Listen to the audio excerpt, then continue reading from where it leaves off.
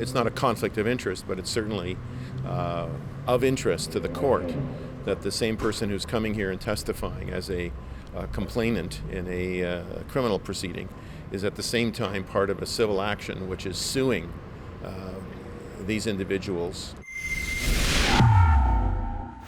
Robert Krajcik here in Ottawa, Ontario, reporting for Rebel News at the conclusion of day 15 of the trial of Tamara Lich and Chris Barber, where both co-defendants are being charged with crimes associated with their organizational roles with the Freedom Convoy of 2022, a peaceful demonstration that took place here in downtown Ottawa in opposition to what I describe as the COVID-19 enterprise, a series of apparatuses about surveillance, coercion, propaganda, mandates, and you all know the rest.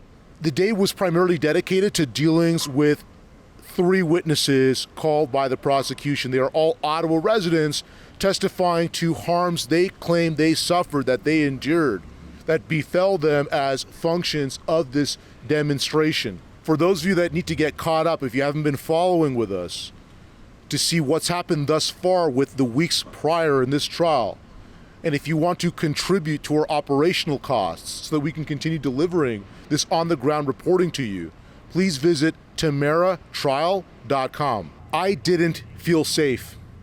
I didn't feel comfortable. These are direct quotes from the testimony of the first witness of today, an Ottawa resident who lives here in downtown Ottawa. She also works here. It's a middle-aged white lady who said she was harmed as a function of the demonstration here around where she works and lives. A lot of her testimony revolved around how she said she felt and her own emoting. There was a point during her testimony where Lawrence Greenspan, who is the attorney representing Tamara Lich, raised an objection to the testimony. At this point, the witness was excused from the courtroom while the defense counsel and prosecution could resolve this dispute with the judge.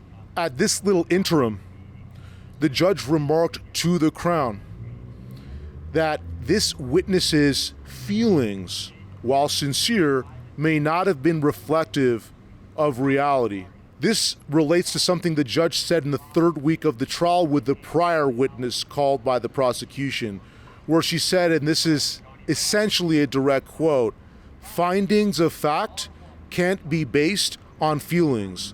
This is sort of a recurring theme from some of the witnesses that we've seen called by the prosecution, speaking about how they were uncomfortable and how they felt a particular way, as opposed to simply testifying about what they saw, what they experienced, or what they partook in.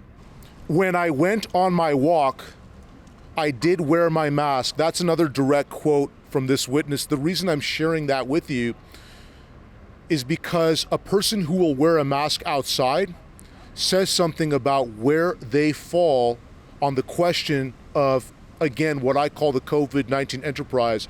This witness said that she had been harassed at least several times by demonstrators who told her, "Take off your mask." There was another moment where this woman said that she was unable to concentrate at her work due to what she described as incessant honking.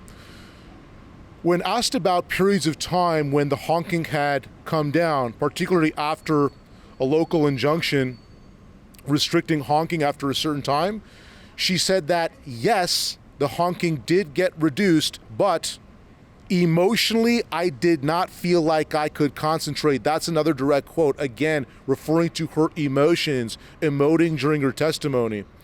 So this just gives you a sense of what this woman's testimony often felt like, no pun intended, on the stand. There were two other witnesses that were invited to testify today. One of them is a senior white lady. She works as an administrator at a church here in downtown, right near the Freedom Convoy. She described the protest as an occupation. She testified to what she saw. She said she had seen people urinating at least 3 times on church property. She said that a statue of Jesus had a hat and coat placed on it. She also said that the church signage had been displaced and replaced with political sloganeering. To the best of her recollection, one of the signs was F Trudeau and another was freedom. Another witness is a francophone, a French-speaking man who lives here in downtown Ottawa, who is testifying to delays that he experienced driving his son to hockey activities or hockey practice, and also how traffic was basically very significant for him. But what was noteworthy to me was the fact that this man requested a translator to be brought with him. And as an observer in the courtroom, this is quite tedious. The prosecution or defense will ask a question in English. That question is then translated by the translator into French for the witness. The witness then answers in English, and the translator then translates that answer into English for the courtroom. Now, why does this matter? Why is this noteworthy?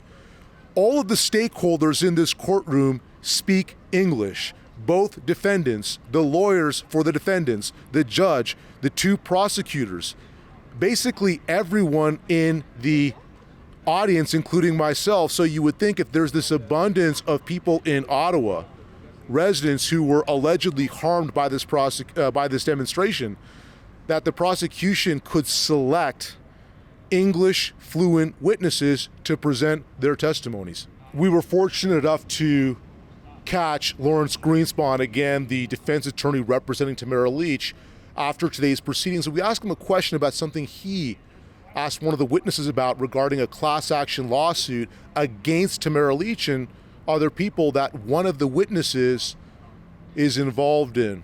We'll throw to that right now. There were some problems with translation. In light of that, and in light of the hour, the option was put to Mr. Belfoy to see if he was prepared to continue in English, and he said he felt more comfortable in French. And so we'll continue tomorrow morning in French with two accredited interpreters. Unfortunately, there wasn't a second accredited interpreter that was available this afternoon. Okay, so with the first witness that we saw today, I can't recall her name. She was a white lady, an Ottawan, and she was speaking about how, she was harmed, according to her, with the Freedom Convoy. You made a point to ask her a question about whether or not she was a party in a class action lawsuit. Can you elaborate a little on that in terms of that, the importance of that, and what that class action lawsuit was? I think it was against Tamara Lich. There's a multi-million-dollar class action lawsuit that is pending as between hundreds of Ottawa residents against a number of civil defendants, including Tamara Lich and Chris Barber. That's the class action that I was referring to, and she had no trouble at all knowing that that was the class action that she is a part of. That's a civil action where these same individuals are suing for the damages that they claim to have suffered during the course of the Freedom Convoy. So it's not like these individuals have no remedy. They've got a remedy, and they've already started this civil action, and there have been some significant funds that have been frozen pursuant to that civil action that's going on, that class action. I'm not sure what the right term is here, but are there jurisprudential codes of conduct or ethics that would view this or restrict this testimony as being conflicted, that she may have a conflict of interest given her financial investment in this pursuit of your own client? No, it's not a conflict of interest, but it's certainly of interest to the court that the same person who's coming here and testifying as a complainant in a criminal proceeding is at the same time part of a civil action which is suing these individuals for money damages for what she claims she went through. Dear Rebel News audience, if you value and appreciate our on-the-ground reporting that nobody else is doing, please remember that we have operational costs. We can't do this for free. Please support our work and stay up to date with our reporting by visiting tamaratrial.com.